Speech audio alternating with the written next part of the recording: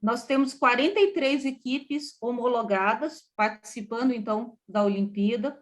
Isso representa 125 estudantes, sendo 23 equipes na categoria de negócio inovador e 20 equipes na categoria de negócio de impacto socioambiental, que é muito legal porque está muito equilibrado, como foi também no ano passado.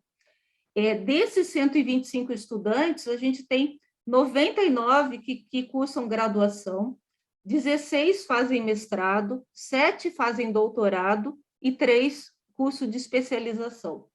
E esses estudantes de graduação e de pós-graduação, eles representam 33 instituições de ensino do Brasil, que são de 14 estados e mais do DF. Então, a gente tem do Amazonas, Ceará, Espírito Santo, Goiás, Maranhão, Minas Gerais, Mato Grosso do Sul, Mato Grosso, Pará, Piauí, Paraná, Rio Grande do Sul, Santa Catarina, Rio Grande do Sul, Rio de Janeiro e São Paulo, e também do Distrito Federal. E a gente ainda tem estudantes de 3 universidades de fora, né, do exterior. A gente tem de 2 universidades dos Estados Unidos, de Illinois e de Virgínia, e também uma universidade da Itália, Salento. Então, isso mostra essa capilaridade dessa Olimpíada, a importância que tem dado resultado, né, esse evento. E aí, para fechar minha fala, eu não posso deixar de fazer alguns agradecimentos. Eu queria fazer um agradecimento especial à nossa equipe do SEI. Eu não vou nominar a nossa equipe, mas é uma equipe que sempre organiza o evento com competência, com muita dedicação, e isso é muito relevante. E também eu queria agradecer aos nossos apoiadores. Nós contamos nessa Olimpíada com o apoio do Fórum de Investimento e Negócio de Impacto, o Impacta Mais, do Hub São Paulo e do ICE, o Instituto de Cidadania Empresarial. A gente conta com o apoio da Fundação de Amparo à Pesquisa do Estado de Goiás, a FAPEG, da Fundação de Apoio à Pesquisa, a FUNAP, a Fundação de Apoio ao Hospital das Clínicas da Universidade Federal de Goiás, a FUNDAC, a Fundação de Desenvolvimento de Tecnópolis, a FUNTEC, e ainda o Serviço Brasileiro de Apoio às Micro e Pequenas Empresas, o SEBRAE Goiás. Então, isso é muito importante para o nosso evento, tanto para que a gente possa dar essa premiação em dinheiro e viabilizar o evento, mas também essa credibilidade que esses nossos apoiadores dão para o evento. Queria agradecer aqui, cumprimentar em especial a Vivian, do ICE, que vai ser uma das palestrantes hoje, também o Júlio, que é o nosso egresso do Projeto Redação, e queria, então, fechar aqui parabenizando a todos vocês, então, aí, os estudantes, né, que se inscreveram, que estão participando da Olimpíada, desejar que seja um ótimo evento, com muito aprendizado, com muita ideia, com muita interação, e sucesso para vocês, e que realmente possa ser muito bom. Obrigada. Obrigada, professora. Com a palavra, professor Gisiel Carvalho. Obrigado, Ivana. Bom, boa noite a todos vocês. Saúdo todos os presentes aqui, especialmente cumprimento aqui o nosso magnífico reitor, o professor Edvar, a nossa vice-reitora, a professora Sandra Mara, né, toda a equipe do SEI, né, a começar pela professora Helena, a Emília, a Ivana e os demais. Parabéns por mais pela realização de mais esse exitoso evento, né, que já é um evento tradicional da UFG, né, e que tem sempre aí o SEI no comando da sua realização. Os números que a professora Helena apresenta são muito impressionantes, mostra que é um evento forte, pungente, importante, e que tem muita confiabilidade, muita respeitabilidade, que atrai as pessoas. E é um evento que compõem dois aspectos muito importantes.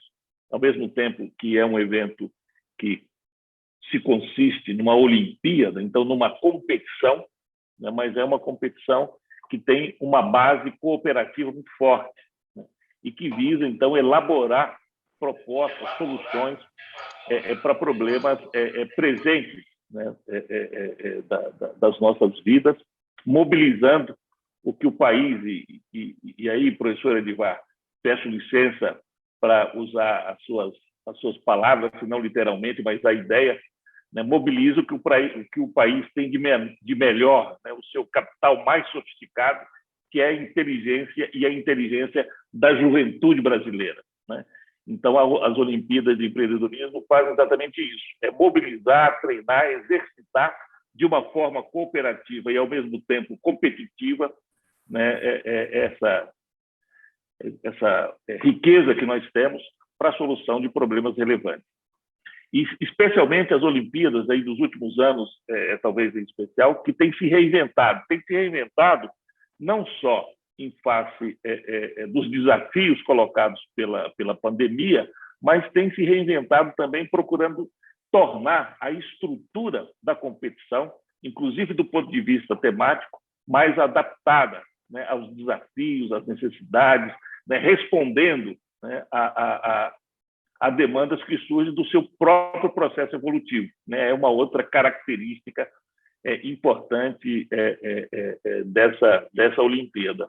Então, é uma alegria, mais uma vez, sempre é uma alegria participar dos hackathons, dos desafios, do Ideathon e da Olimpíada de Empreendedorismo da UFG, que tem sempre à frente, na realização, o SEI, porque é sempre um evento que reanima a gente, que energiza todos nós, que reafirma a nossa confiança de que esses tempos difíceis que nós vivemos são transitórios, né? Que o país é muito melhor do que a situação que nós vivemos, que nós temos uma saída para isso, que essa saída está logo ali e que nós vamos sair disso ainda melhores, mais fortalecidos, né? Como tem demonstrado a história brasileira e como a presença de vocês nessa reunião reforça e nos dá certeza, nos dá garantia disso.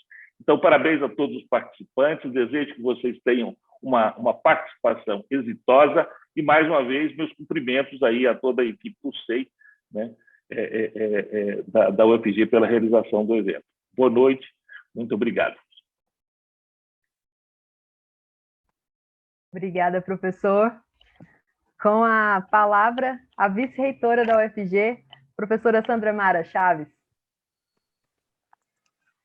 Muito boa noite a todos e a todas. Eu quero cumprimentar o professor Gesiel, pró-reitor de Pesquisa e Inovação, a professora Helena, e em nome deles, a toda a equipe da PRPI. Quero cumprimentar a Emília, em nome da Emília, a toda a equipe do SEI.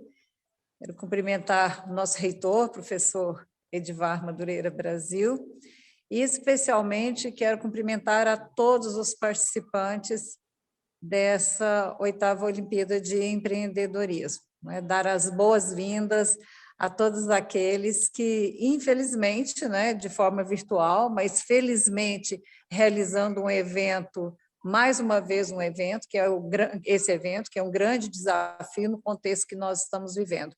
Então, sejam todos e todas muito bem-vindas, muito bem-vindos, né, e desejamos sucesso a vocês nessa empreitada, que boas ideias, que a criatividade, que soluções, né, emerjam desse diálogo, dessa interação possível que esse evento promove, né?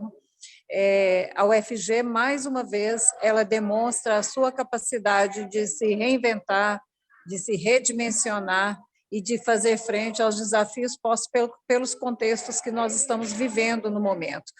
E essa Olimpíada é uma expressão disso.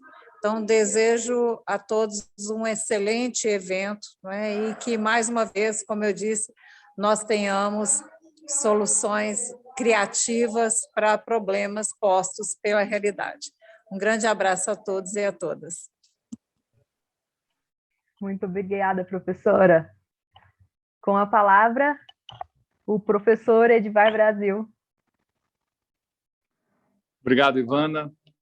Boa noite a todos e a todas. Parabéns, PRPI, mais uma vez. Parabéns aos parceiros todos, FAPEG, Funtec, Fundac, FUNAP, ICE Brasil, e todos aqueles que acreditam nessa proposta. Uma satisfação muito grande ter você aqui conosco, Vivian, para fazer a palestra inicial do nosso evento. Para a UFG é uma honra imensa ter você aqui, por aí, pela Impacto e outros espaços. Sempre a gente vê o protagonismo do ICE e a gente fica feliz, muito feliz de você estar aqui. Helena, você disse tudo.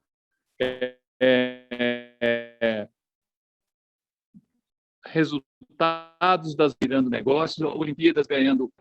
É isso, a gente está literalmente, cada um dentro do seu papel, construindo um país diferente, um país, apesar dos governos, apesar do desrespeito às universidades, desrespeito à autonomia universitária, com reitores nomeados sem terem o respaldo da comunidade universitária, com um orçamento absolutamente insignificante para fazer tudo aquilo que a gente precisa fazer com qualidade. Mas a Universidade Pública Brasileira é isso. Ela se mostra, se reinventa, consegue parcerias, alavanca possibilidades e, o mais importante, nós temos o que é mais rico de tudo que o Gesiel falou, é a juventude mobilizada. Não é trivial você ter pessoas de 14 estados mais o Distrito Federal, ou seja, 15 unidades da federação participando do evento, além de participantes dos Estados Unidos e da Itália.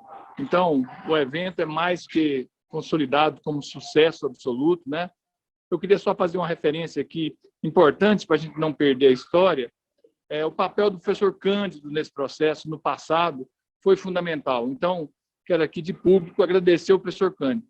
A Emília, é claro, falar da Emília é até lugar comum, porque a Emília está em todos essa história recente da inovação e do empreendedorismo, e ela passou vários reitorados aí nessa posição.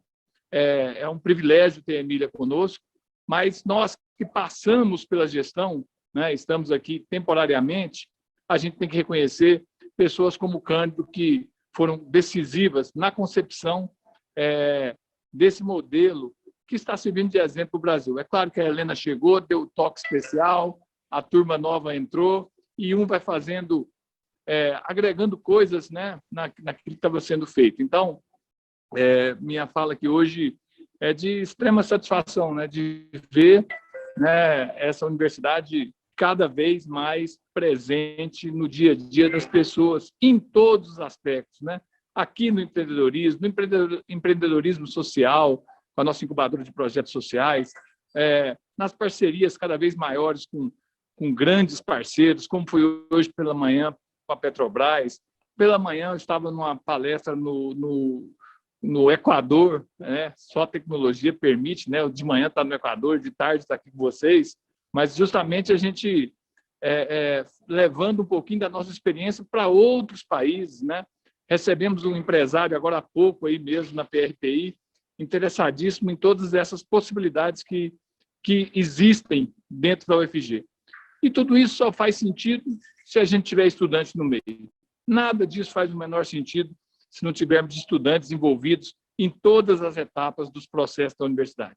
Na pesquisa, na extensão, na inovação, em todas as áreas. Então, sejam bem-vindos, estudantes do Brasil, à Universidade Federal de Goiás. Vocês terão aqui um evento consolidado, com referências e com padrões extremamente rígidos e bem estabelecidos, e o resultado aqui, sem dúvida nenhuma, quem é a população brasileira. Parabéns a todos, sucesso no evento e boa sorte aí, bom trabalho para todos a partir do início das atividades da Olimpíada. Muito obrigada, professor. Daremos início ao painel Empreendedorismo Universitário. Ao final do painel, nós abriremos até 15 minutos para perguntas e fiquem à vontade para deixar as câmeras abertas, para a gente fazer fotos, tirar prints das telas, registrar esse momento. Ao final, fiquem muito à vontade também para abrirem os microfones, fazerem perguntas para os painelistas, interagirem. Nesse momento, para tratar do tema investimento de negócio de impacto socioambiental em prol da desigualdade, convidamos a co-coordenadora de programas voltados ao fomento de investimentos e negócios de impacto do Instituto de Cidadania Empresarial, o ICE, a Vivian Rúbia. Muito bem-vinda, Rúbia. Olá, boa noite a todos. Gostaria de, primeiramente, agradecer o convite, estar aqui em nome do ICE, e especialmente também do Fórum, que é um dos programas que eu coordeno, que foi um dos apoiadores aí da iniciativa da 8ª Olimpíada de Empreendedorismo Universitário, e também no Impact Hub, que é co-realizador do Fórum com o ICE. Então, um prazer imenso estar aqui, muito obrigada a todo mundo pelo convite. Para a gente é super importante estar perto de quem está colocando esse assunto em pauta e, sem dúvida, que as universidades têm um papel fundamental, porque nós acreditamos que as grandes transformações, elas nascem também dentro da universidade pública. Esse é o lugar que a gente também resguarda e tem muito carinho e muita estima. Eu preparei uma apresentação para a nossa conversa hoje. Acho que a nossa proposta fazer uma conversa um pouco mais, um bate-papo e debater um pouquinho sobre esse tema dos investimentos e negócios de impacto social. Acho que minha tela já está compartilhada com vocês.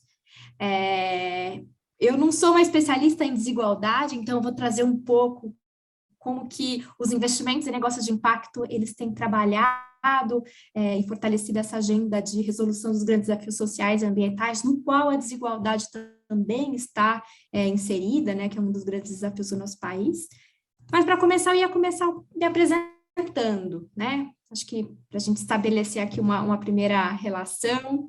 Eu sou a Vivian, eu tenho 35 anos, eu sou formada em comunicação, tenho MBA em negócios socioambientais e mestrado em empreendedorismo social.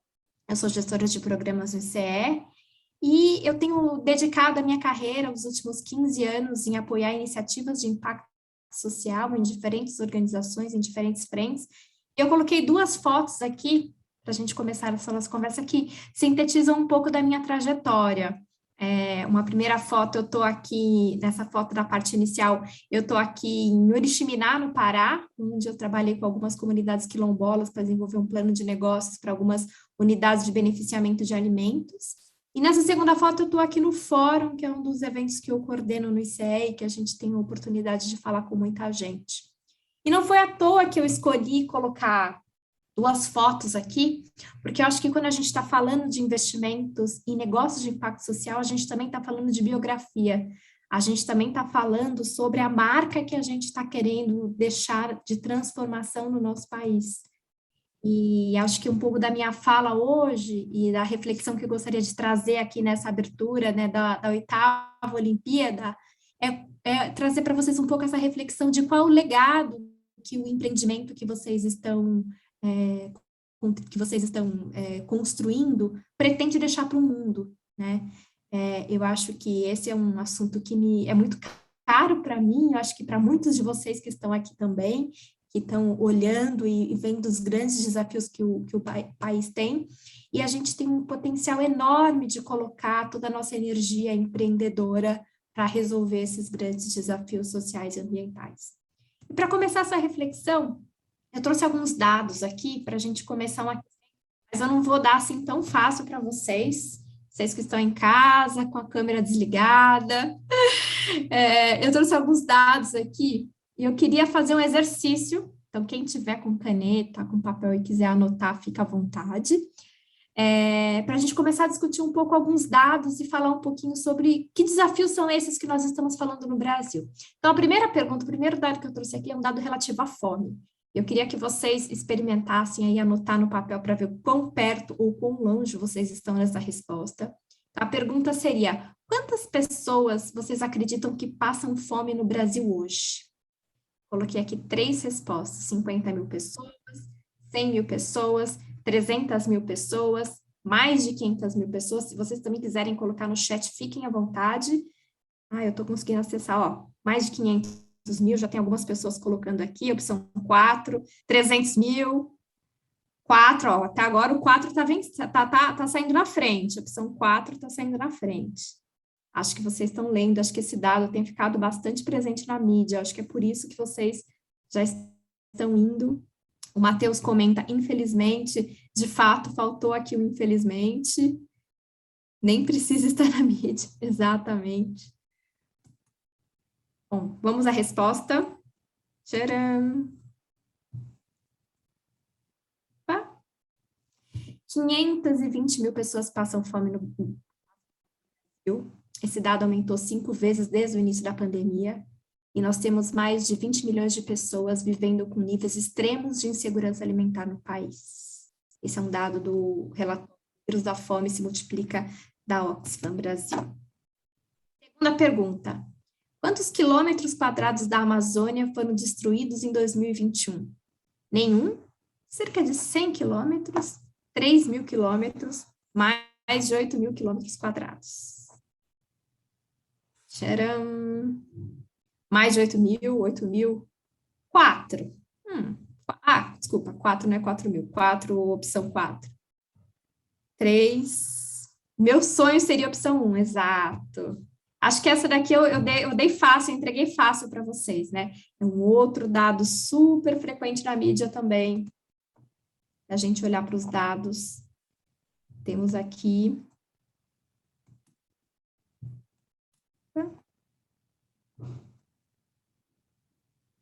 Até o dia 30 de julho, mais de 8.700 quilômetros quadrados de área de floresta foram desmatados no Brasil. Uma área equivalente a mais vezes o tamanho da cidade de São Paulo. Quando ele falou aqui no Brasil é de floresta na Amazônia, esse dado aqui é relativo à Amazônia, é do Observatório de Desmatamento na Amazônia. Ou seja, 5 vezes o tamanho da cidade de São Paulo, que é uma das maiores cidades do mundo. E por fim, se somada a renda de 100 milhões de brasileiros, dos brasileiros mais pobres, seria o equivalente à renda de 1% dos mais ricos, 10% dos mais ricos, 50% dos mais ricos, 10% dos mais ricos, 50% da renda da classe média ou 6 indivíduos mais ricos.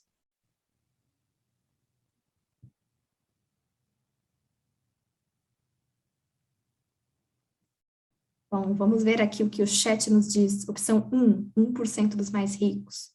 1, 4. Infelizmente, opção 1 e 4. 1 e 4. Acho que vocês estão muito bem informados, o que é maravilhoso. Seria o equivalente a 6 indivíduos mais ricos. E a gente tem um complemento para essa informação. 6 brasileiros têm a riqueza equivalente ao patrimônio dos 100 milhões mais pobres do país. Os 5% mais ricos detêm a mesma fatia de renda dos demais 95%. Uma mulher trabalhadora que ganha um salário mínimo mensal levará até 19 anos para receber o equivalente que um super rico recebe em um único mês. E se nós mantermos a tendência de desigualdade dos últimos 20 anos, os negros só terão equiparação salarial com os brancos no Brasil em 2089.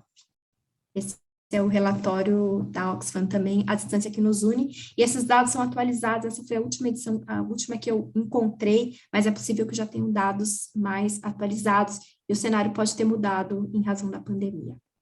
Então, todos esses dados que eu estou trazendo aqui, não é para deixar ninguém bad, não é para deixar ninguém preocupado e dizer, olha, não temos saída. Acho que a nossa proposta aqui é muito contrário. É a gente discutir que nós vivemos problemas complexos, problemas complexos e globais, nós estamos num mundo globalizado e num mundo que a complexidade dos problemas está cada dia mais evidente e que a gente precisa de diferentes atores buscando soluções para resolver os problemas globais e complexos que se apresentam. Então, nós precisamos de governos, precisamos de organizações da sociedade civil, de empresas, investidores, e como nós estamos na 8ª Olimpíada de Empreendedorismo, a gente precisa, antes de tudo, dos empreendedores, de colocar essa energia empreendedora em prol. E essa é basicamente a agenda dos investimentos em negócios de impacto. Nós acreditamos que as políticas as políticas públicas e o terceiro setor não dão conta de resolver todos os problemas sociais e ambientais que o Brasil tem, embora eles sejam muito relevantes, e nós precisamos muito de políticas públicas e da atuação das organizações da sociedade civil. Não existe país democrático sem organizações da sociedade civil. Entendemos que precisamos de mais recursos públicos e recursos filantrópicos, mas que eles são insuficientes para financiar soluções inovadoras e eficazes para os desafios sociais e ambientais. Sabemos que as empresas, elas têm um papel importante, mas elas também geram intervenções negativas ou efeitos negativos que são significativos, ou seja, a gente ainda tem muito o que olhar para a atuação das empresas. E a gente precisa também de investidores privados que aloquem seu capital prioritariamente na busca. Ainda tem, investidores privados que alocam seu capital olhando especificamente para a maximização de lucro.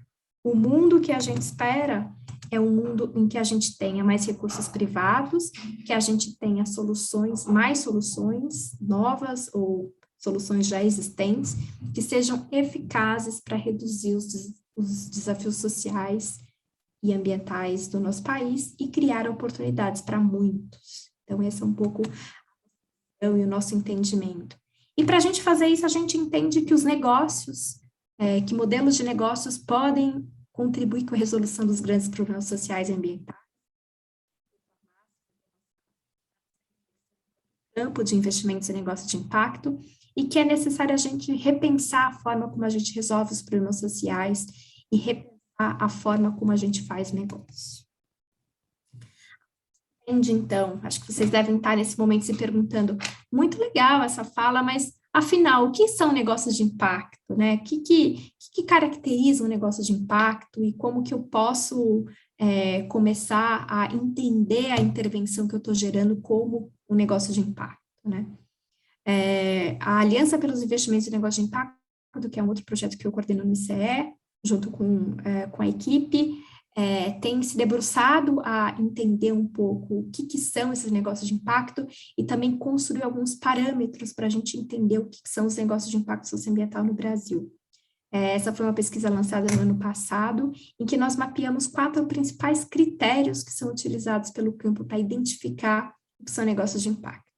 O primeiro critério é que, quando a gente está falando de negócio de impacto, nós estamos falando de negócios que têm intencionalidade, já nascem com a intenção de resolver algum problema social ou ambiental.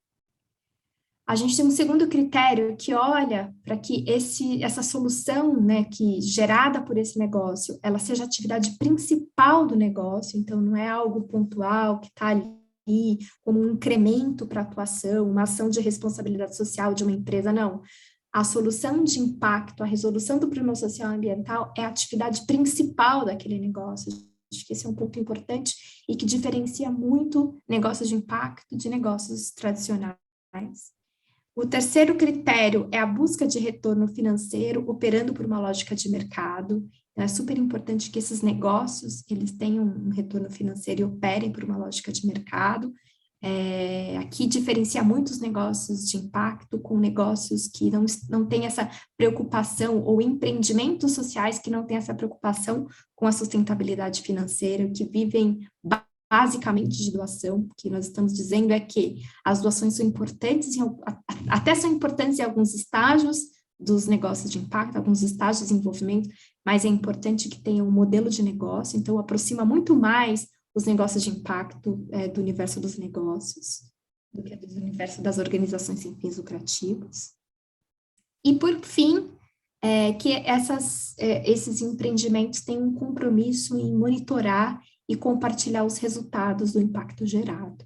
Então, acho que esses são os principais pontos que diferenciam e que explicam.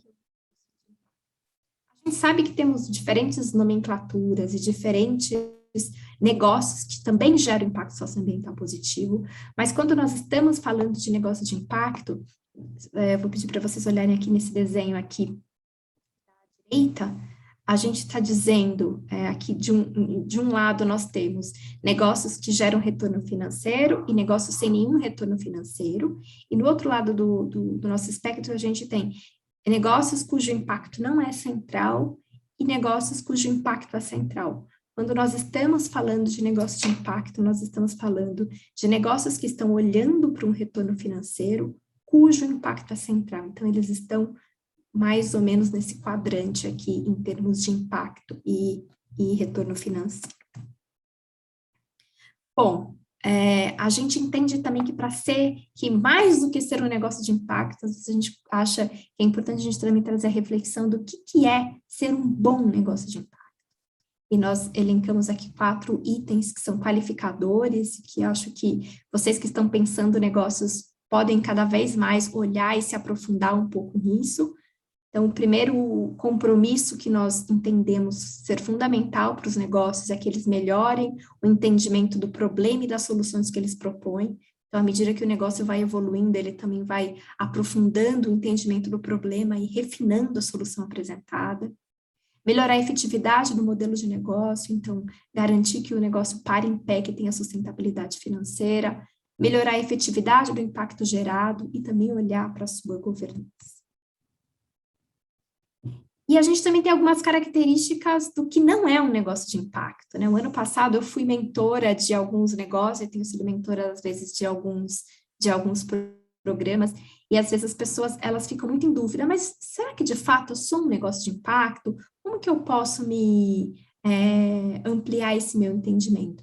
E o que nós chegamos nessa pesquisa foi entender que muitas vezes a gente tem algumas características que não são suficientes para dizer se o empreendimento é de impacto ou não. Então, muitas vezes chegam perguntas assim, puxa, esse empreendimento é de impacto, porque ele é feito por mulheres, ele é feito por comunidades, e a discussão que a gente tem proposto o perfil do empreendedor, ele é super importante, mas ele por si só não é uma característica definidora de se é um negócio de impacto ou não. É super importante olhar esse empreendimento sempre à luz dos 4 critérios que eu apresentei no começo da minha fala. Se o beneficiário atua, né, qual o setor de atuação, ou se o beneficiário, quem é o beneficiário do meu negócio. Muitas vezes as pessoas falam, olha, mas esse negócio aqui, ele é para comunidades de baixa renda. A gente entende que essa definição não é suficiente para identificar se ele é um negócio de impacto ou não. Da mesma forma, o setor de atuação ou o tamanho do empreendimento. Então, pequenas empresas são todas negócios de impacto? Não necessariamente. Então, é mais um convite para que vocês retornem e olhem aqui para os 4 critérios e consigam identificar o que faz sentido para vocês dessas definições e como que vocês se enquadram dentro desse universo dos negócios de impacto e como que vocês também podem ambicionar olhar. Acho que mais do que trazer uma definição muito fechada, o meu objetivo de trazer um pouco essa definição é vocês entenderem a diferença e o olhar que precisa ter para se de fato trabalhar o negócio de impacto com a profundidade dos desafios sociais e ambientais que o Brasil tem. E por fim, eu queria, acho que a gente falou um pouco também de negócios, só queria trazer para vocês mais uma definição, que é a definição dos investimentos de impacto, porque no nosso entendimento, a gente está falando de uma moeda que tem 2 lados. Então, se de um lado a gente precisa ter negócios, do outro lado a gente também precisa ter investidores mobilizados para colocar capital nesses negócios e garantir que os recursos fluam entre quem tem recursos para colocar e para resolver os problemas sociais e ambientais e quem de fato está colocando essas ideias de pé. Então, todos esses recursos públicos e privados que podem ser direcionados para a resolução dos grandes problemas sociais e ambientais é o que nós chamamos de investimento de impacto, que é uma das áreas de atuação do ICE e um dos campos, né, que acho que os precisa conhecer, se aproximar e entender que existem caminhos para que vocês deem novos passos e consigam fazer parcerias e atrair investidores que façam o projeto de vocês avançar para novos estágios. Vou pular esse daqui. E acho que só para materializar um pouquinho de tudo isso que eu estou falando, eu olhei aqui rapidamente, acho que eu estou dentro do meu tempo, acho que a gente começou um pouquinho atrasado, né? Eu vou pedir para as meninas, se tiverem qualquer coisa para elas me corrigirem, eu queria passar rapidinho 2 vídeos, acho que só para ilustrar um pouquinho esse conceito do negócio de impacto, para que fique mais próximo daquilo que eu quis trazer aqui. Só queria que vocês me confirmassem, talvez, Ivana. Fica à vontade, Tudo certo com o Vivian. meu tempo? Fica à vontade. Maravilha. Então, deixa eu parar aqui. Vou compartilhar com vocês os vídeos.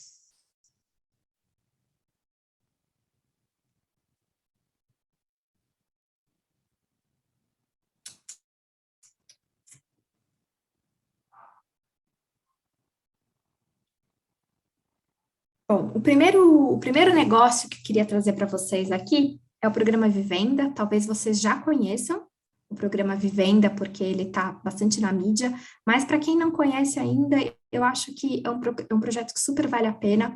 O programa Vivenda é um negócio de impacto que trabalha com reformas em comunidades, com reformas de habitações em favelas.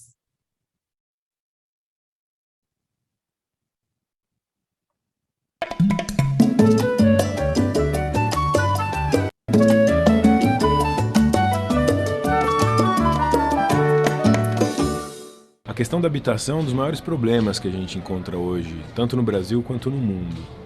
E aqui no Brasil, boa parte das ações são concentradas na construção de novas unidades, sendo que tem um problema que é 2 vezes maior, que são das moradias inadequadas, que não contam com um banheiro adequado ou um sistema de saneamento adequado.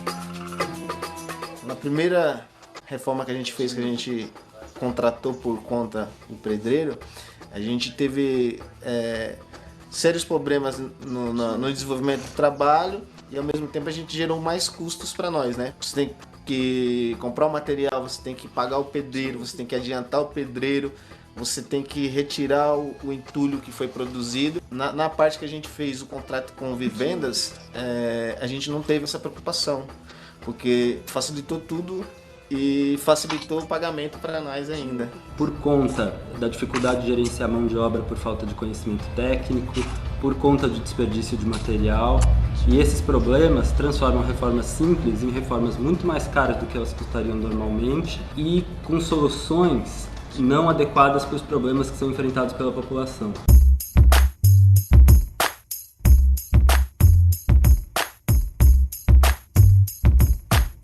Era o sonho da minha mãe reformar aqui em casa, porque a gente trabalha e cada um tem seu salário. Aí como a gente tá pegando o dinheiro do INSS da nossa mãe, o dinheiro que era dela, tá sendo para pagar a reforma. Aí não tá tendo muito gasto. Cabe no bolso da gente assim, não ficou apertado nem para mim, nem para ele.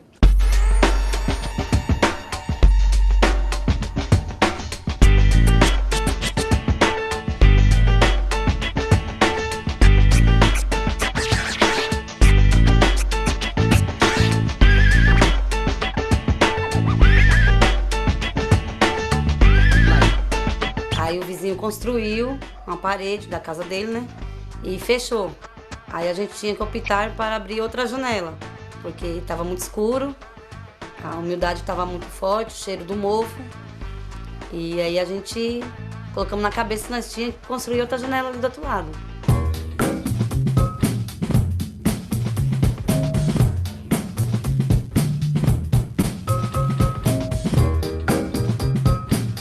Bom, nós desenvolvemos 4 kits. Esses kits servem como ponto de partida para qualquer reforma e junto com a família a gente desenvolve o projeto técnico, o orçamento e o planejamento financeiro que vá caber no bolso de cada família.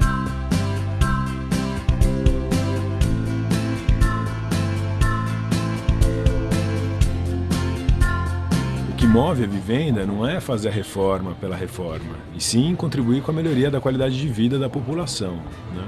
Nosso objetivo, sem dúvida, é impactar a vida de milhões de brasileiros que vivem em condições insalubres.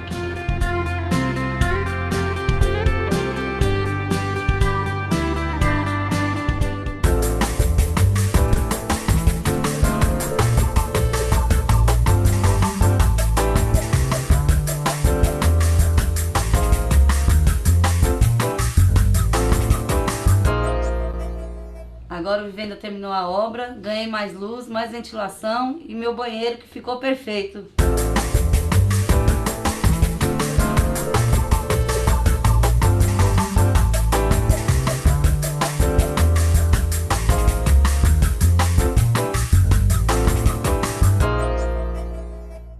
A Vivenda terminou a obra, tô com a cozinha linda, um banheiro mais lindo ainda, que era o sonho da minha mãe, e eu tô feliz.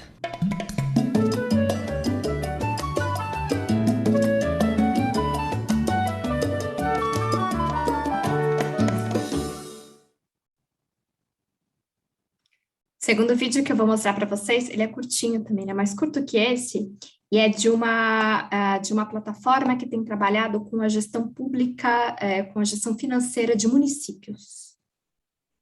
É o projeto a iniciativa Gov. Bilhões de dados são gerados diariamente pelas administrações públicas municipais. Apesar disso, essas informações ainda são pouco utilizadas pelos gestores públicos para decisões que melhoram a eficiência da máquina pública. A plataforma de inteligência Gov se conecta aos sistemas financeiros do seu município para coletar todos os dados, realizar análises estratégicas e informá-lo diariamente sobre oportunidades únicas que aumentam a arrecadação e otimizam as despesas da prefeitura. O software também monitora convênios, portarias e leis relevantes para o seu município. Você e a sua equipe estarão sempre atualizados sobre oportunidades de recursos adicionais e obrigações legais a serem cumpridas. Através da Gov, nossos especialistas auxiliam diretamente os servidores do seu município na condução de ações de melhoria de eficiência, garantindo ganhos financeiros mensais aos cofres públicos. Você terá todos os dados, análises e conhecimento técnico em um só lugar para decisões financeiras embasadas e seguras. Gov, plataforma de inteligência para a gestão municipal.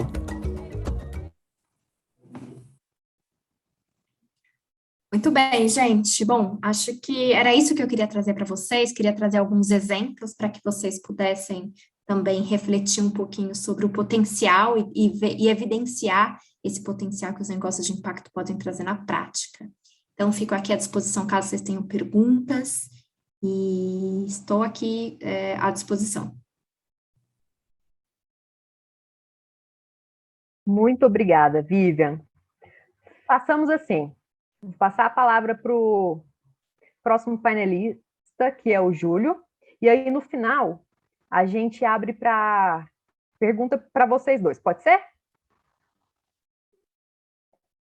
Então, para tratar do tema Deseja Empreender, saiba como o seu propósito pessoal de vida pode auxiliar a sua jornada. Convidamos o CEO da Imagine, Júlio Souza.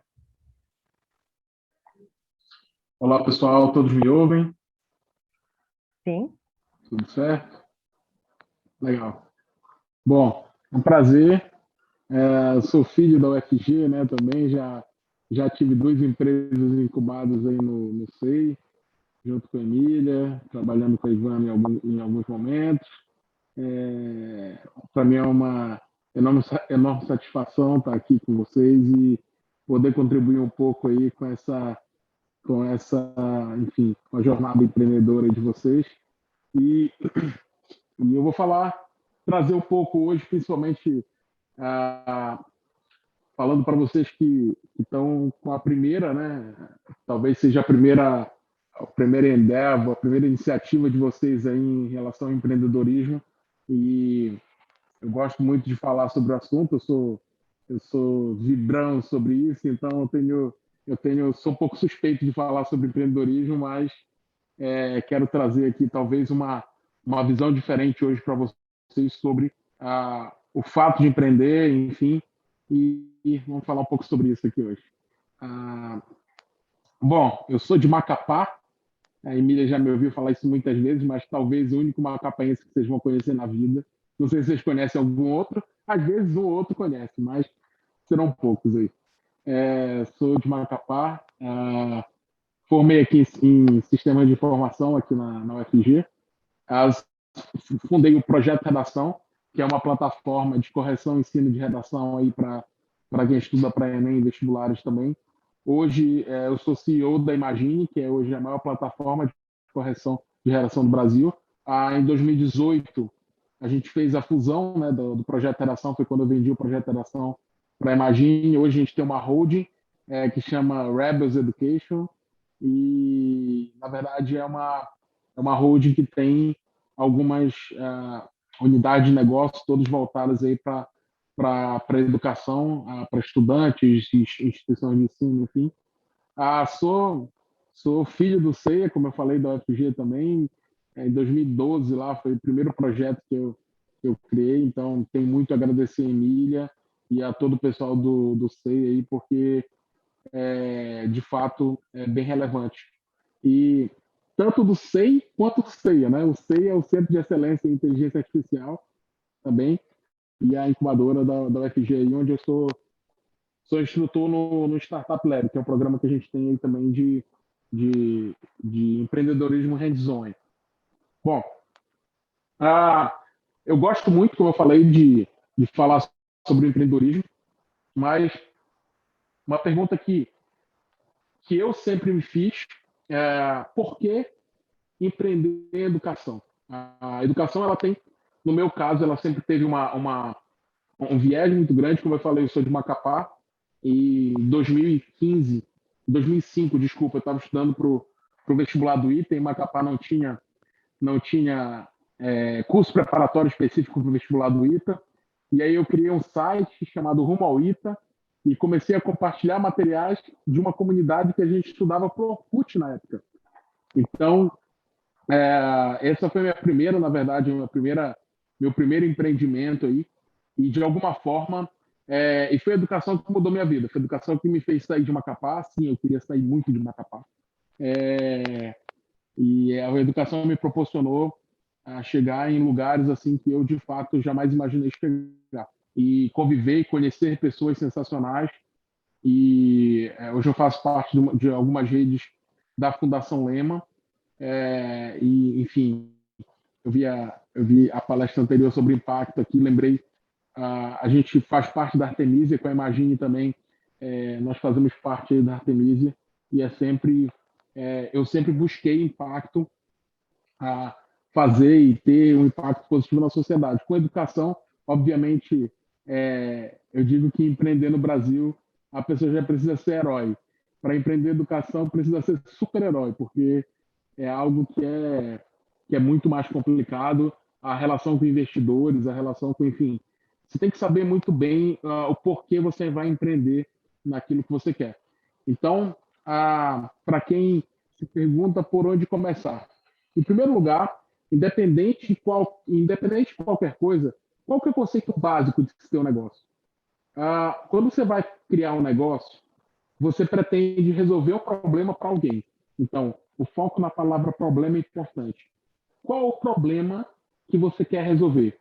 Então, eu vou dar alguns exemplos. Por exemplo, na minha empresa, a gente resolve o problema para o estudante, que é a dificuldade que ele tem de escrever uma boa redação. E ele quer escrever uma boa redação, mas o problema final, qual que é o fim? O que ele quer? Ele quer só melhorar a redação? Não, ele quer ser aprovado no Enem para poder ser capaz de fazer o curso dos sonhos dele. Então, o problema que a gente resolve é a dificuldade que o aluno tem de entrar na universidade no final das contas. Não é necessariamente de ter a redação corrigida. E como que a gente se conecta? Como que você se conecta? Eu deixo essa pergunta com o problema que você tá pretendendo resolver. Qual que é a conexão que você tem com esse problema? Se você pegar, por exemplo, grandes empresas, você pega o exemplo, o caso do Airbnb, por exemplo, que é uma empresa onde você aluga sua casa para que outras pessoas possam usar, por exemplo, sua casa como hotel. Caso elas forem viajar, você aluga um quarto na sua casa, por exemplo. O Airbnb, o Brian Chesky lá e o Joe Geber, eles foram para uma conferência de design, eram 2 designers, foram para uma conferência de design em São Francisco e não tinham onde ficar. E aí, falando com um dos colegas lá do curso deles, que eles foram para essa mesma conferência, alugaram uma casa e a partir dali, daquela conexão, eles pararam e pensaram, cara, e se a gente fizer isso? Enfim, eles tiveram algum tipo de conexão, algum tipo de relação com o problema. Então, qual o tipo de relação que você tem com o problema que você está tentando resolver? Isso é algo extremamente importante de você se perguntar. E qual que é a solução? E respondo, por que você é a melhor pessoa para resolver o problema?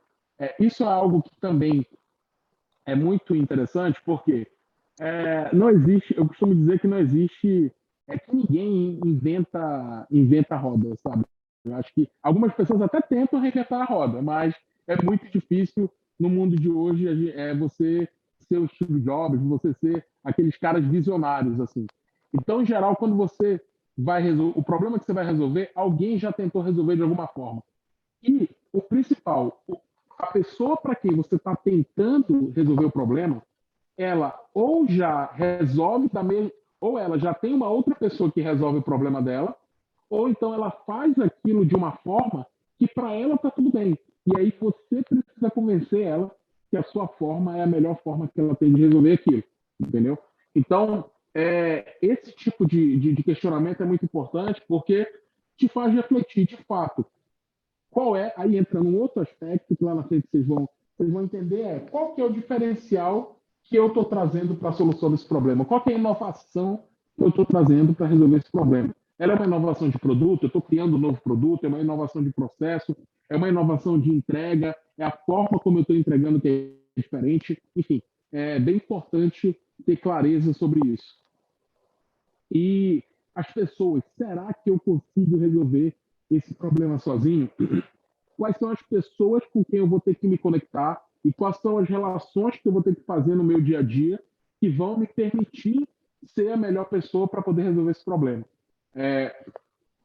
Então, isso aqui também é algo bastante relevante e que no caminhar das coisas, vocês vão ver que, no final das contas, você como líder só tem um papel ali, que é de assumir a responsabilidade quando tudo der errado e quando tudo der errado a culpa vai ser sua e quando tudo der certo a culpa tem que ser das outras pessoas, você tem que atribuir para as outras pessoas. É meio complicado falar isso, você diz, pô, Júlio, mas assim eu não quero ser líder, meu filho, mas para você convencer as pessoas de que, de fato, você é a melhor pessoa para poder direcionar e para poder inspirar e para poder motivar, é mais ou menos assim que a gente lida no dia a dia.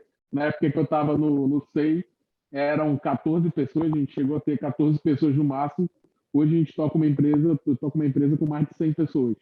Então, meu papel hoje sai daquele papel, daquele momento inicial onde você tem que falar para as pessoas o que elas têm que fazer, para uma posição onde você só está ali de participação. Você tem que confiar nas pessoas com quem você trabalha e confiar que elas são as melhores pessoas para tomar decisões.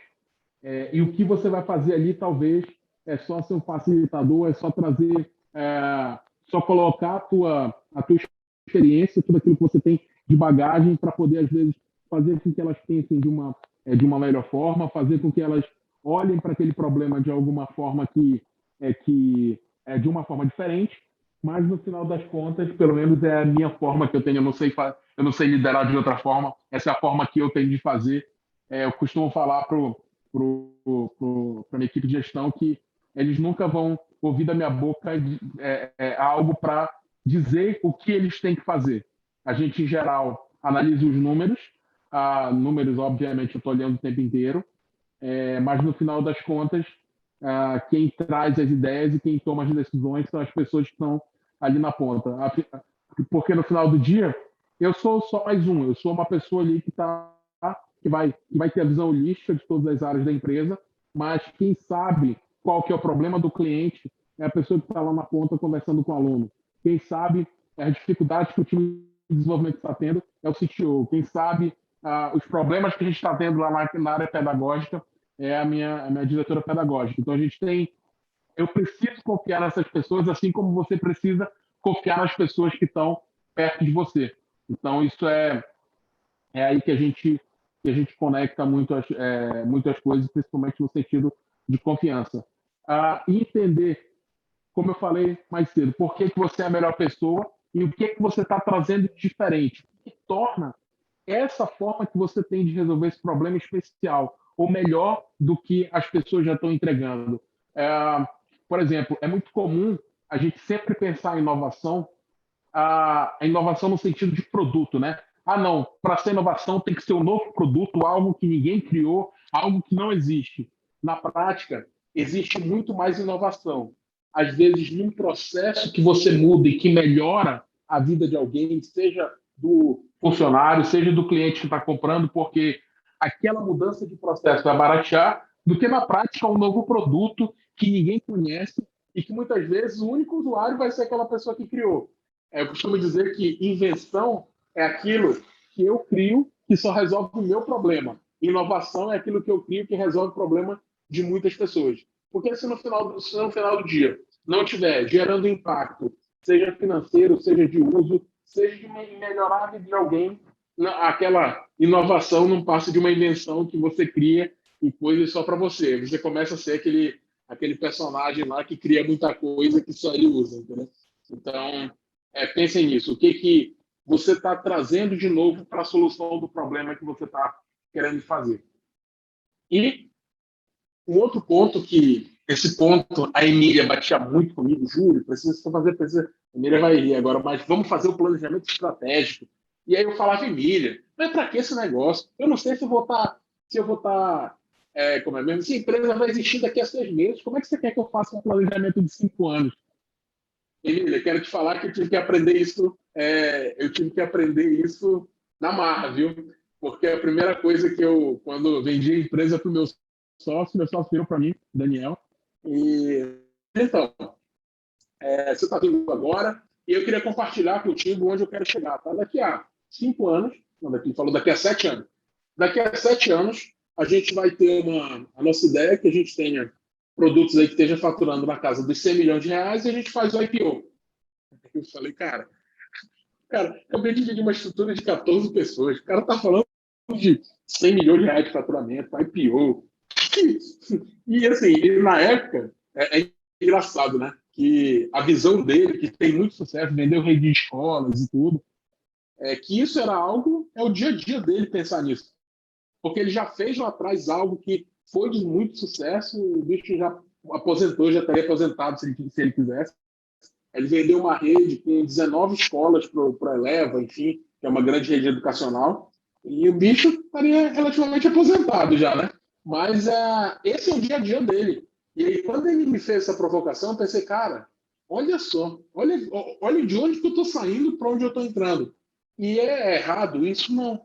Era só uma forma diferente de olhar para o mesmo problema. Eu estava olhando para o problema restrito dentro do universo ali que eu achava que era o meu sucesso de empresa. E hoje a gente tem um plano real para chegar nesse plano que o Daniel me colocou lá atrás. Tanto que a gente já vai para a nossa 4ª aquisição de empresa, acabou de fazer a 4ª aquisição de empresa, a gente já tem 20, já vai para o faturamento esse ano já na casa dos 20 milhões aí.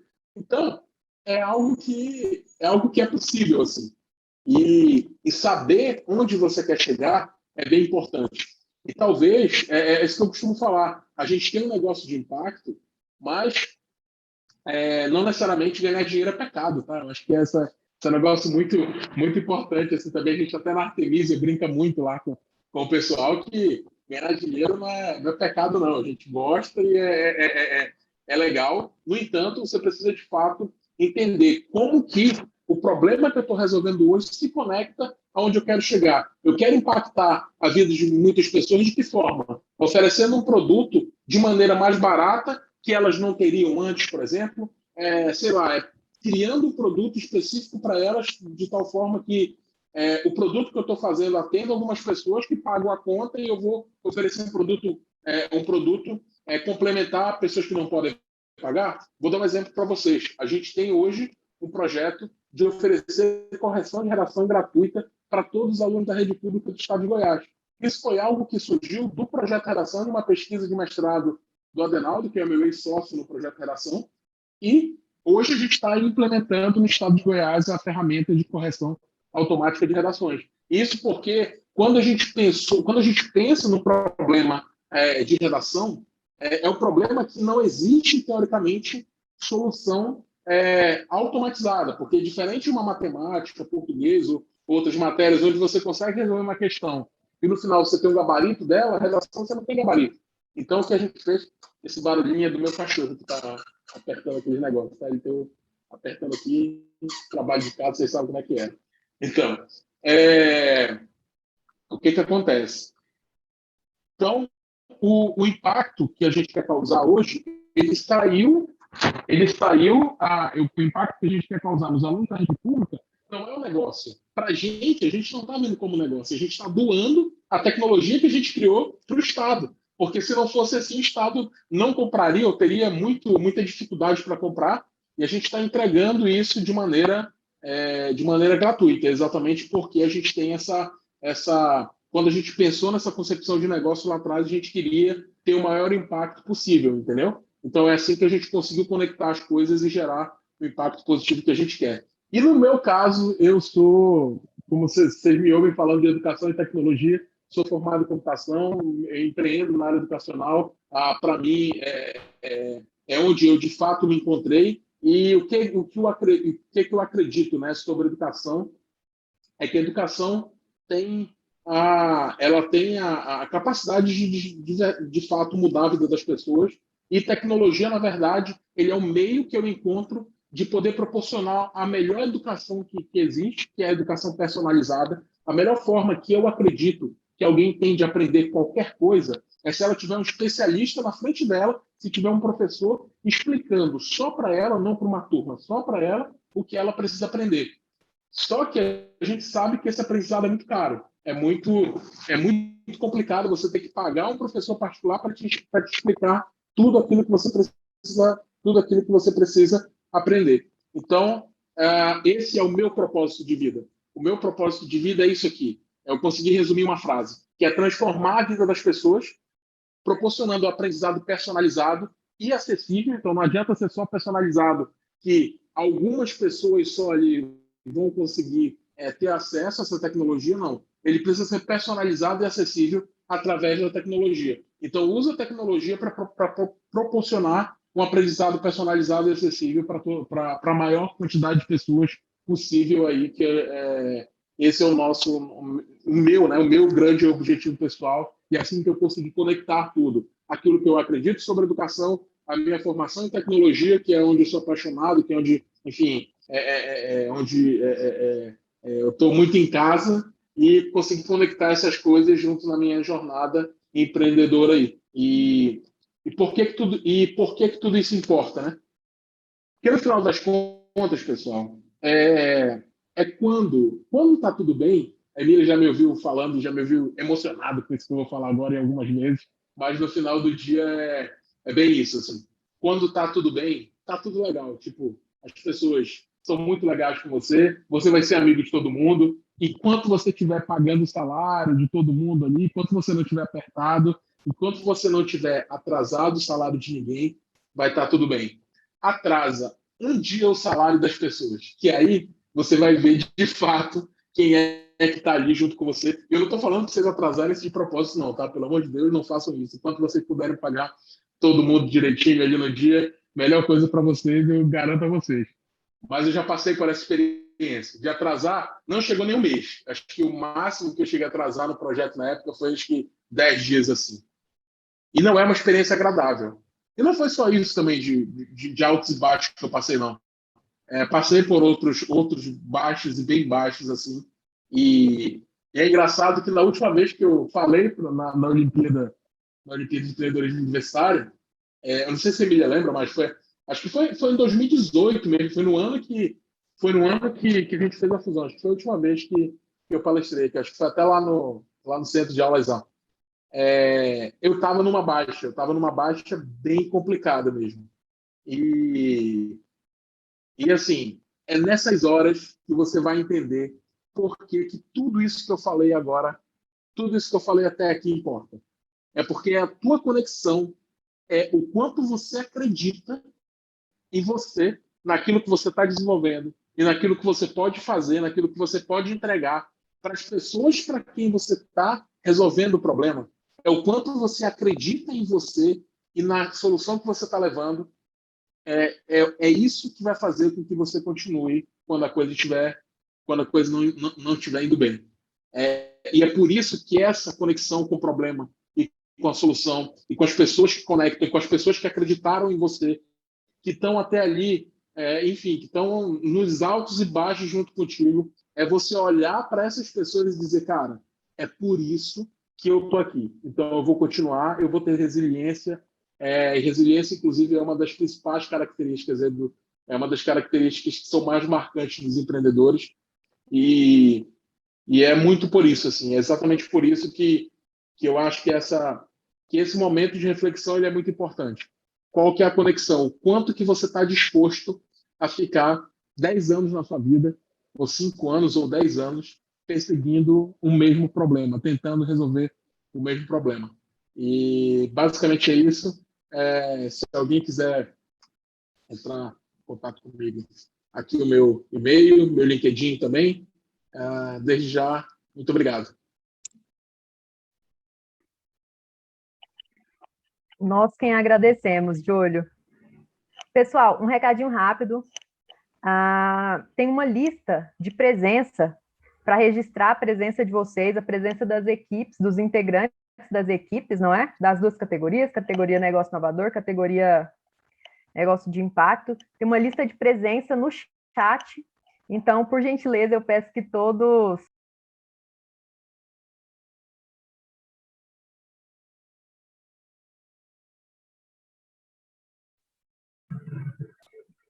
Ivana, você está sem som. Pessoal, agradeci o Júlio pela fala e dei um recadinho para vocês. No chat tem uma lista de presença. Então, uma lista de presença para registrar a presença das equipes, dos integrantes das equipes, das categorias negócio de impacto, socioambiental e negócio inovador. Então, por gentileza, deem uma atenção lá no chat, preencham essa lista de presença, que é muito importante. E, na sequência, a gente tem 5, 10 minutinhos para vocês interagirem com o Júlio e com a Vivian, tirarem dúvidas, trocarem ideia. Fiquem muito à vontade, aproveitem esse momento para compartilhar aí dos anseios de vocês para a competição. Fiquem à vontade. Podem abrir os microfones, podem perguntar pelo chat, como preferirem.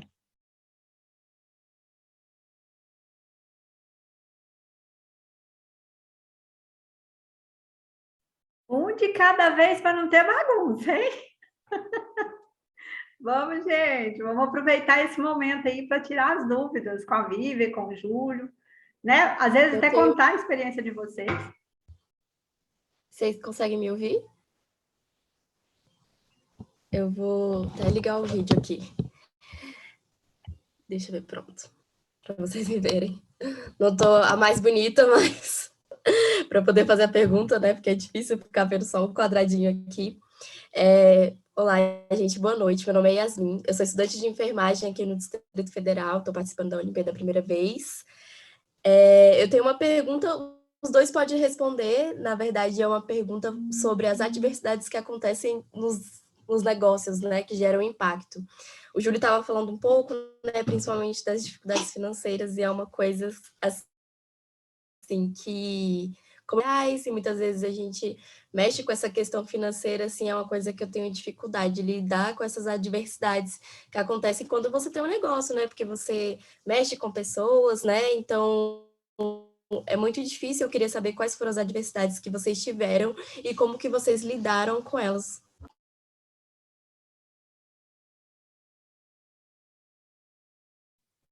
Vivian? Eu ia dizer para deixar o Júlio responder, porque ele está aqui muito nesse chapéu de empreendedor, acho que ele pode contar da experiência pessoal dele, e depois eu complemento com algumas coisas que a gente tem observado com alguns empreendedores que a gente acompanha. Legal. Bom, quem fez a pergunta? Yasmin, né? Yasmin? Foi. Isso. Então, Yasmin, já passei por isso, inclusive o Projeto Oração, eu costumo dizer o seguinte, eu tenho duas histórias do Projeto Oração. A que eu conto para minha família e a real. A que eu conto para minha família é que eu tive uma fusão, fiz uma fusão com tal, teve M&A, e aí eu vendi a empresa. Essa é a versão que eu conto para minha família. A real é que eu quebrei e tive que fazer isso, e fui forçado a fazer isso. Então você tem as duas versões da mesma história aí, mas que no final das contas me trouxeram até aqui. E o motivo pelo qual eu quebrei, e para vocês eu posso dizer assim de maneira bem tranquila, é exatamente porque faltou conhecimento na época, conhecimento de gestão financeira. E é algo que eu já estou completamente já vacinado, a Emília sabe disso, que quando teve a fusão, meu sócio ele é muito bom na parte financeira. Então eu meio que fui forçado, isso é legal você trabalhar com pessoas que você admira e que são melhores do que você e que te complementam, porque elas te forçam a aprender e a buscar conhecimento. Então, hoje, tudo que eu faço, a primeira análise que eu faço é análise financeira até antes da viabilidade técnica de qualquer coisa ali do negócio. Então, já passei por momentos bem complicados, que poderiam ter sido evitados se eu tivesse tido a cabeça que eu tenho hoje de entender o quão importante é você ter muito bem o controle financeiro do negócio. Eu, como sou da parte técnica, sou desenvolvedor e comecei todos os negócios que eu tive programando, para mim era muito complicado ter essa visão. Quem é da parte um pouco mais de ADM, quem já vai para a parte de negócio, já entende muito mais e já é muito mais fácil, muito mais natural isso. Então, um dos conselhos que eu dou pessoal, ainda seja você de impacto, seja você uma ONG, você vai precisar de recurso e é muito importante que você tenha isso em mente, o quanto que você vai precisar de recurso financeiro para poder tirar aquela tua ideia do papel e para poder gerar o impacto que você pretende. Seja você uma ONG ou seja você um negócio puramente capitalista, comecem pela análise financeira. Entendam qual que é a viabilidade daquilo que você está fazendo primeiro e aí depois vocês vão... entendam, eu vou até dar um passo atrás. Primeiro, entendam como ganhar dinheiro. E aí, depois, vocês pensem como melhorar o produto e em outras coisas. Mas a primeira análise aí, e passando por alguém que já tomou decisões erradas e que fez, e que hoje, por exemplo, já está muito vacinado para isso, busquem conhecimento, entendam como ter essa viabilidade antes de dar qualquer segundo passo. Essa é a dica que eu dou. Maravilha. A voz da experiência, nada como a voz da experiência para contar um caso real, né? O que eu diria para você que a gente tem acompanhado, acho que da trajetória de alguns empreendedores, é que geralmente quando um negócio enfrenta alguma dificuldade séria e que ele precisa encerrar, geralmente é um conjunto de coisas. Muitas vezes um ponto ele se destaca, sem dúvida, mas muitas vezes é um ponto que vai levando a outro, e quando vê o negócio não consegue mais parar de pé. Então, o Júlio falou da questão da gestão financeira, sem dúvida ele é um ponto bem sensível, mas a gente também tem observado na rotina de outros empreendedores outros pontos que também são fundamentais e que têm um impacto grande na vida do empreendedor, como, por exemplo, time, a questão de acesso, né, a recursos ou mais investimentos para fazer o projeto andar, muitas vezes projetos que não tiveram uma boa validação do mercado, então o produto ainda não chegou lá, não está refinado para atender, muitas vezes o empreendedor tem tanto amor que ele fica lá insistindo, até que a iniciativa se torna inviável. E também, muitas vezes, até questões de governança, então, conflitos entre sócios, acho que a gente tem visto de tudo. E acho que o mais importante dessa sua pergunta a gente precisa também normalizar esse fracasso. negócios de impacto social fracassam, negócios, né, eu acho que é importante a gente começar a pensar numa... É óbvio que ninguém começa um empreendimento querendo falhar, mas a gente tem que ser bastante coerente de entender que as falhas acontecem e a gente precisa cada vez mais aprender e ouvir o que os empreendedores têm a nos dizer e também entender que empreender é um risco e os riscos que estão envolvidos e se preparar também emocionalmente para esses altos e baixos. Eu admiro muito os empreendedores justamente por essa capacidade de lidar com os fracassos e reiniciar, né? E começar um novo empreendimento, porque eu acho que é isso que diferencia quem vai adiante.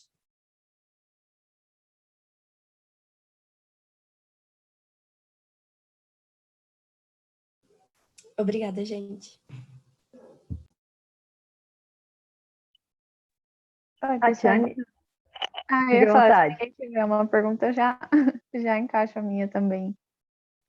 Deixa eu abaixar minha mão. Então, primeiro, boa noite para todo mundo, né?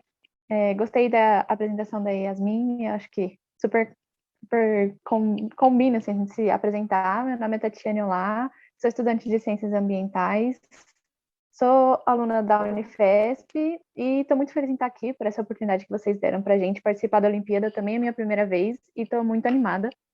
Estou gostando muito assim da proposta. E a minha pergunta, ela é tanto para o Júlio quanto para a Vivian. Acho que os dois podem responder ela. E eu queria entender um pouquinho mais sobre a visão de vocês em relação a trabalhar com educação especificamente. O Júlio comentou que ele está trabalhando com isso, ele acha que é dessa forma que a gente muda o mundo e eu concordo muito. Então eu queria que vocês falassem um pouquinho assim de como vocês veem esses desafios, sabe? Porque eu sei que nem a gente começou falando sobre diferentes situações de vida das pessoas no Brasil, que é muito, muito, muito preocupante. E aí eu queria saber de vocês se vocês veem quais os grandes desafios para a gente conseguir trabalhar, ter um negócio realmente na parte de educação. Basicamente isso.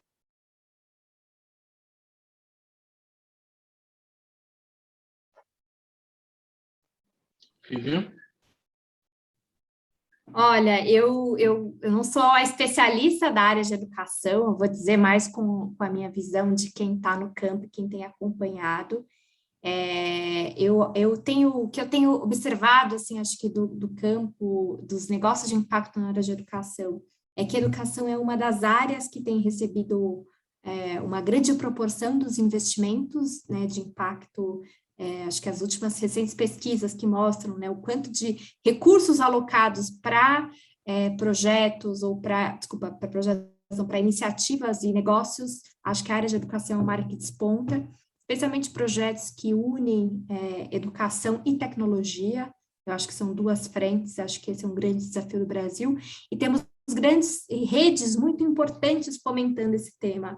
O Júlio mencionou, por exemplo, a rede da Fundação Lehman, tem uma série de investidores que, de alguma forma, têm começado a fomentar e olhado também para o papel das edtechs e de outras, né, e de outros tipos de negócios que têm investido na área de educação. Uma outra dica que eu te daria, que eu acho que vale a pena você olhar, o Júlio falou sobre o trabalho também da Artemisia, que ele tem, que ele está lá sendo acelerado. Na Artemisia tem uma parte no site deles que tem as teses de impacto por setor. Eu acho que vale super a pena você baixar lá a tese. Eles têm as principais áreas que eles atuam, então habitação, educação, saúde. Vale super a pena você baixar essa tese de impacto, que é basicamente um grande estudo indicando quais são as áreas dentro dos diferentes setores que demandam, né? Porque acho que um negócio que está bem adequado à realidade é justamente aquele negócio que consegue garantir que tem um bom casamento entre o que o negócio está propondo e a solução que ele está propondo e a demanda da sociedade, a demanda do mercado, né? Então, acho que as teses, elas também ajudam muito a fundamentar e a entender onde que há espaço para se empreender na área de educação no Brasil. Então, é uma sugestão, eu vou procurar aqui o link, coloco por aqui também, que eu acho que é um bom ponto de partida. Bom, como empreendedor na área de tecnologia educacional, fazendo parte aí da Fundação Lehman desde 2016, tanto da Rede Talentos de Educação quanto da Rede de Empreendedores, posso te dizer que todo ano a gente tem um encontro anual de todas as redes da Fundação Lehman.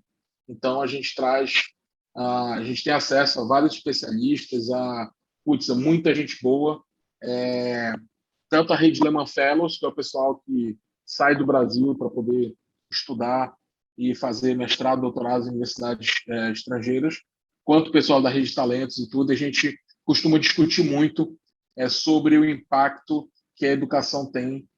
Eu posso dizer que não tem saída para o Brasil a não ser a gente melhorar a educação. Isso fica muito claro para os estudiosos, para o pessoal que lida com o impacto socioeconômico, com o impacto econômico, social, todas as redes, enfim, sempre nas rodas de discussão todo mundo chega dentro dessa mesma conclusão, que não tem jeito. E os exemplos que a gente tem de fora, de sociedades que conseguiram evoluir, foi, de alguma forma, você tem o impacto da educação ali. É por isso que eu tenho tanto apreço e gosto tanto desse mercado, desse setor.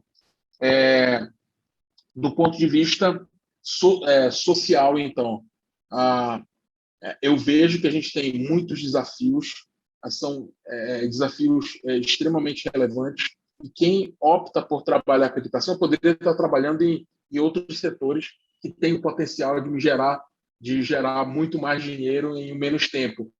Só para você ter ideia, Tatiane, a visão do investidor na área, a visão do investidor brasileiro, ela já é diferente da visão do investidor americano, por exemplo, que é o mercado que eu tenho contato. A Vivian estava falando sobre essa questão de fracasso. Eu falo naturalmente do meu fracasso hoje, de forma natural, de forma tranquila, tudo bem que na época não foi, mas a visão que a gente tem de fracasso é completamente diferente da visão que os caras têm de fracasso. Inclusive, é muito mais fácil você pegar dinheiro de venture capital nos Estados Unidos se você já quebrou uma empresa. Você tem um contrassenso aí, mas é porque o cara sabe que se você já quebrou uma vez, ele sabe que aquele erro que você cometeu, você não vai cometer de novo com o dinheiro dele. Então, isso, dentro do setor educacional no Brasil, posso dar plena certeza com o contato que eu estou tendo com o VCs também, porque a gente está abrindo uma rodada agora, uma rodada já de ticket Series B, uma rodada com ticket um pouco mais alto. Então, posso te falar que, seja do lado do empreendedor, que eu conheço muitos empreendedores da área educacional, seja do lado do investidor, todo mundo que está dentro desse setor, de alguma forma, tem algum tipo de responsabilidade social, ou de alguma forma quer mudar e tem alguma conexão muito forte com a educação, seja porque mudou a vida dele, seja porque mudou a vida do pai. Eu vou te dar um exemplo. Meu sócio, por exemplo, que hoje, como eu falei, tem dinheiro suficiente para estar aposentado numa ilha de Pisa, numa ilha qualquer. E o bicho está aqui tomando porrada todo dia de cliente, de investidor, e qual é a conexão que esse cara tem com a educação? O pai dele criou o colégio para ele e para a criança no fundo da casa deles, porque ele não... porque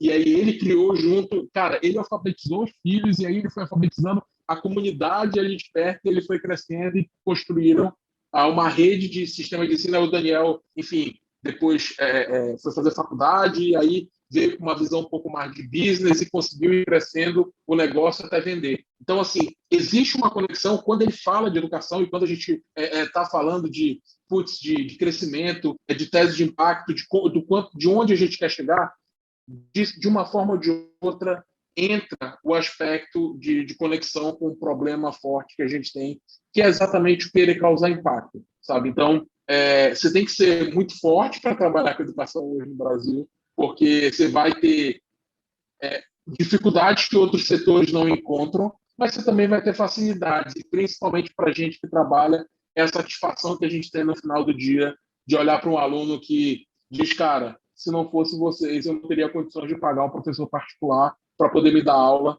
e o feedback que vocês me deram me fez conseguir mais de 900 pontos na redação do Enem, e eu consegui ser aprovado em medicina na universidade tal. Isso é um negócio que é bastante gratificante, entendeu?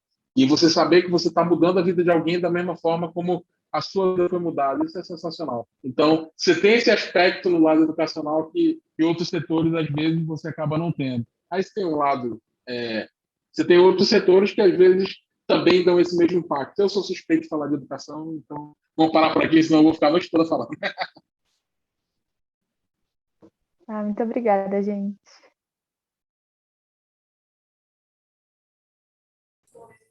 Boa noite, tem espaço para mais uma pergunta? Sim, fica à vontade. Olá, meu nome é Thales, eu sou estudante do curso de Engenharia Elétrica da UFG e eu estou me aventurando nessa área de empreendedorismo, né? E estou tentando empreender na área das hard techs, né? Que é algo que está ainda bem no início aqui no Brasil ainda. E eu, meu amigo, meus amigos, né, a gente tem enfrentado dificuldade em achar material de apoio. Por exemplo, a gente tem que entrar em contato com o Sebrae, por exemplo, sobre conselho de Canvas, especificamente para hard techs, que é diferente, por exemplo, de um Canvas para a área comercial, e não tem um modelo pronto, por exemplo.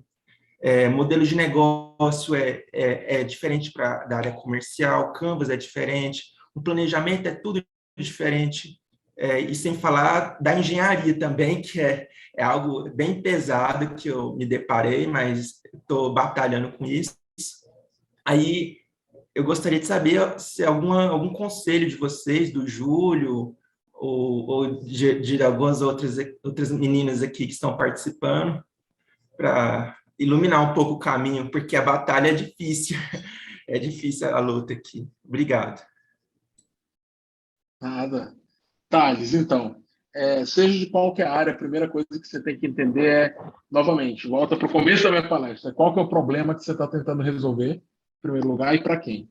É o tal do Product Market Fit.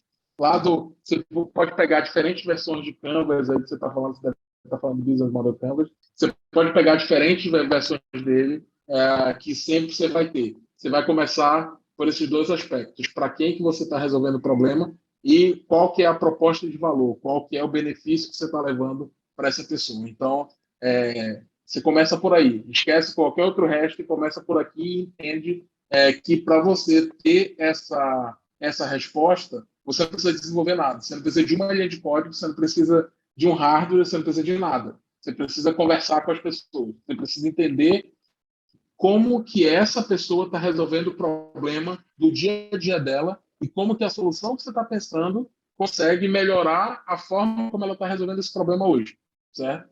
A partir do momento que você entende, que você vê que você consegue resolver aquele problema de forma melhor, aí você parte para uma segunda etapa, que é de criar o grande famoso aí MVP, que é uma versão quase que usável. Você tem diferentes ideias sobre o MVP.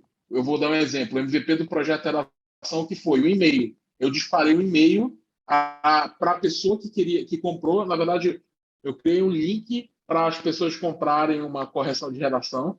Eu pago seguro lá, aqueles links que você manda o link para a pessoa e ela paga. E aí eu mandei um e-mail com um tema para a pessoa respondeu com a redação, uma professora corrigiu e mandou a redação para ela por e-mail. Isso eu fiz em um final de semana para poder validar e para poder entender quais seriam os desafios aí que eu teria de validação do produto. Então, sempre tenta pensar em, principalmente, hardware, né? Hard tech se diz startups de hardware, né? Legal.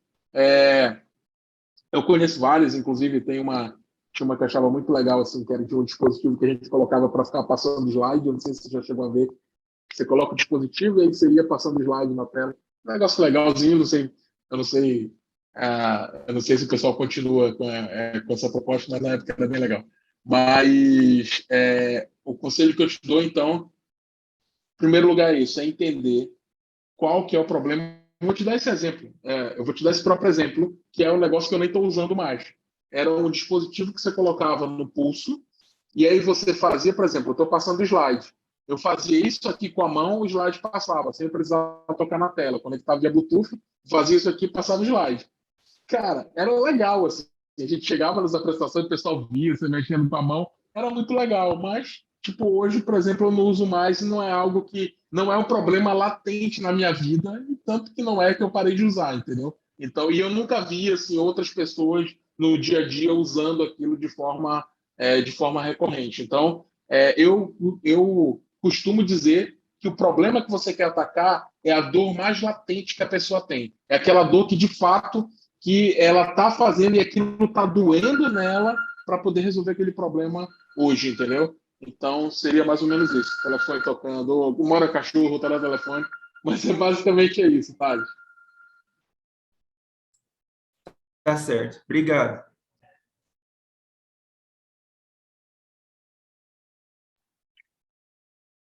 Estamos chegando próximo ao final das perguntas, do nosso tempo de perguntas. Eu sei que o Matheus está ali com a mão levantada e o Luiz fez uma pergunta no chat para o Júlio. Então, mais essas duas perguntas e a gente encerra, ok? Matheus, fica à vontade. Perfeito. Muito obrigado, Ivana. Deixa eu baixar a mãozinha aqui. Boa noite, gente. Muito prazer. Meu nome é Matheus. Sou doutorando aqui na Unesp de Botucatu. E aqui no evento, a primeira vez que participo das Olimpíadas, estou com o pessoal do BioHealth Machine. A gente já vem trabalhando nesse projeto há um tempinho, então é um prazer estar aqui mesmo.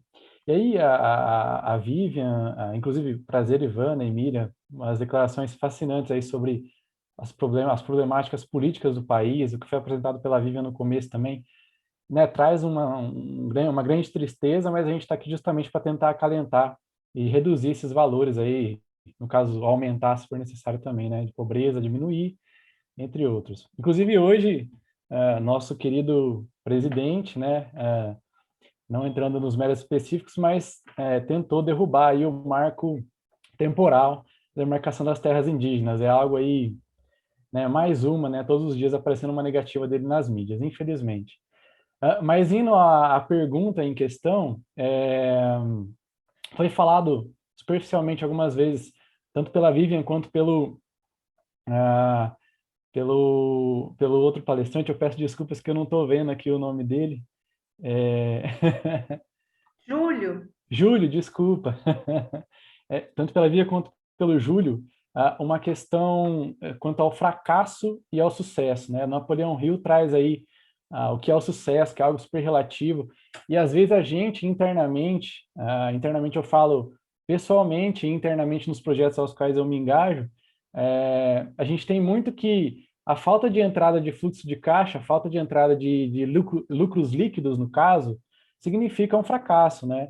No caso, inclusive o Júlio aí entrando na IPO, na NASCAD, se eu não peguei a informação de forma incorreta, né?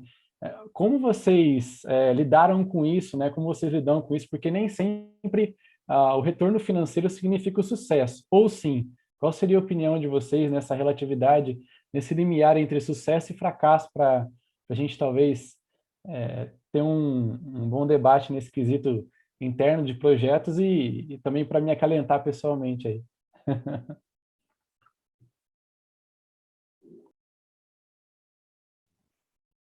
Então talvez eu possa começar aqui. Eu entendo que eu acho que é sempre um desafio esse equilíbrio entre essa discussão sobre sucesso, porque o sucesso está muito relacionado à visão na minha visão, né? Ele está muito relacionado à visão de transformação do empreendedor, né? E a visão de empreendedor, ela passa pela definição do que é impacto, do que ele quer transformar e de qual a transformação social que ele quer, que aquele empreendimento quer gerar. Então, nesse sentido, eu não entendo o retorno financeiro como a única forma de se avaliar o sucesso de um empreendimento. No entanto, a gente não pode deixar de olhar e de considerar que o negócio ele precisa de ter a sustentabilidade financeira para ele se manter de pé. Então, eu diria que a gente está dizendo aí de um conjunto de coisas, né? Que de alguma forma são duas faces da mesma moeda, que você não consegue ter um negócio que só olha para impacto, que não tem uma sustentabilidade financeira, ele também não vai conseguir se perpetuar e se manter ao longo do tempo.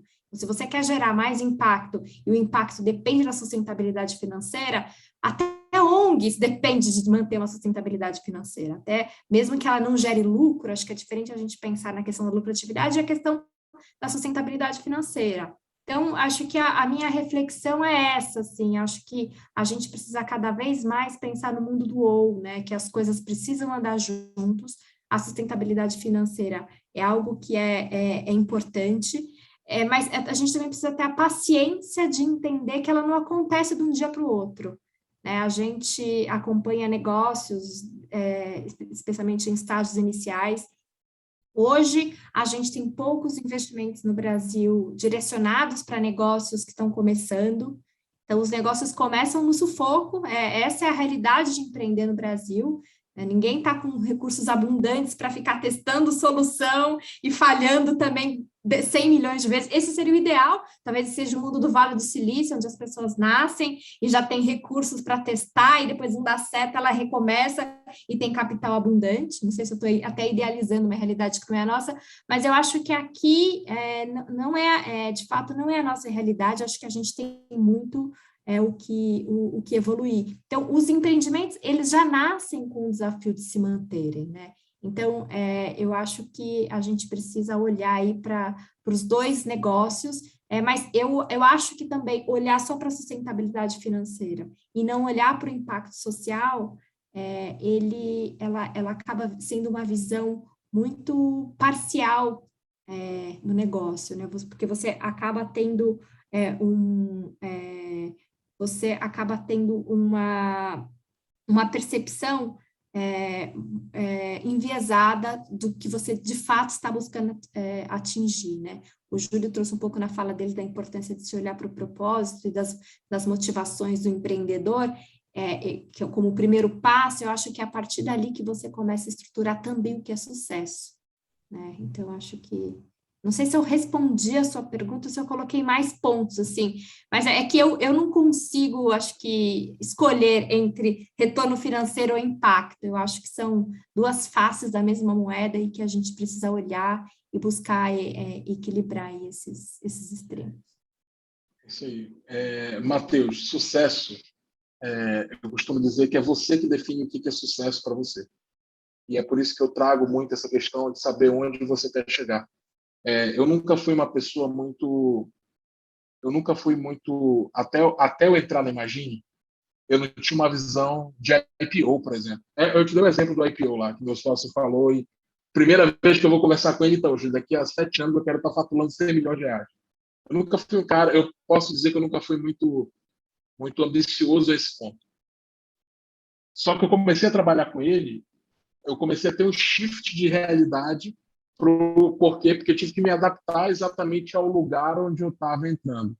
Hoje, eu tenho alguns investimentos, hoje estou bem melhor financeiramente, graças a Deus, do que naquela época. Hoje eu tenho uma visão muito mais além daquilo que eu pensava na época do projeto, e porque isso refletia também muito na realidade na qual eu estava vivendo.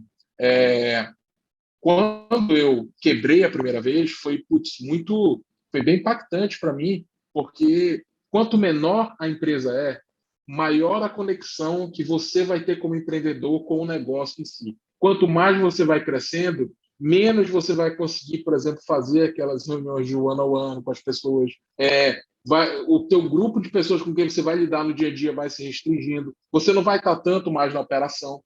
Então, eu te falo, a visão que eu tenho hoje de sucesso é diferente da visão que eu tinha lá atrás. E é por isso que é importante você entender, cara, o problema que eu estou me propondo a resolver, será que ele atende ao sucesso que eu pretendo chegar? Porque, por exemplo, se você quer ter uma coisa, você querer ter um negócio de 10 milhões de reais, que fature 10 milhões de reais. Outra coisa é você querer ter um negócio que fature 100 milhões. Outra coisa é você querer ter um negócio que fature 1 bilhão. E aí você vai olhar para isso e vai dizer, Júlio, mas 1 bilhão Cara, você lê o que é 1 bilhão de reais?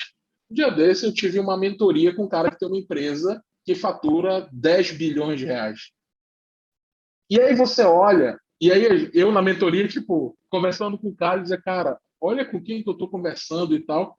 E a gente conversando, tipo, como se fosse um cara do meu setor, de uma empresa que lida com os mesmos problemas, tem os mesmos desafios, me deu dicas que eu estou aplicando até hoje na empresa.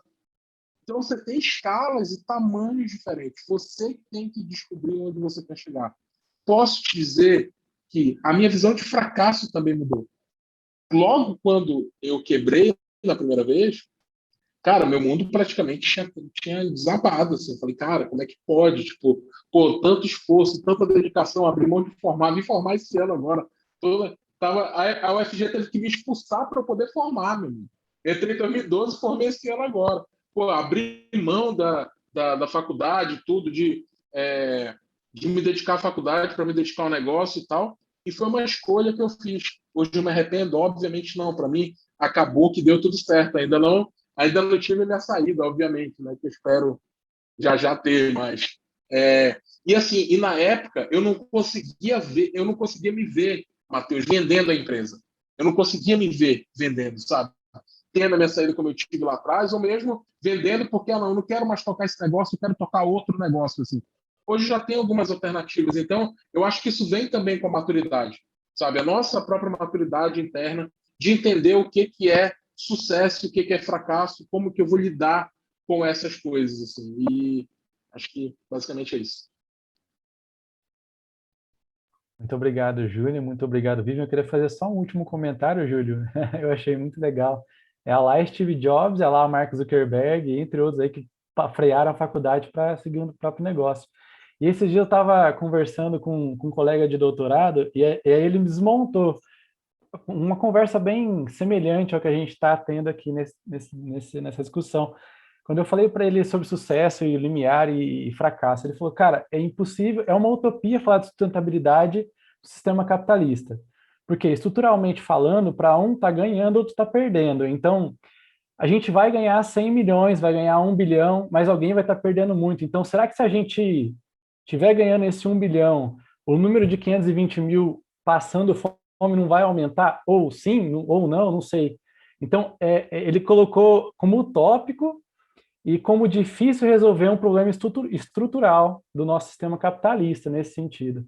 Mas aí a gente finalizou que daqui a uns 200 anos talvez a gente resolva essas questões ou não, né? Pode ser muito antes disso.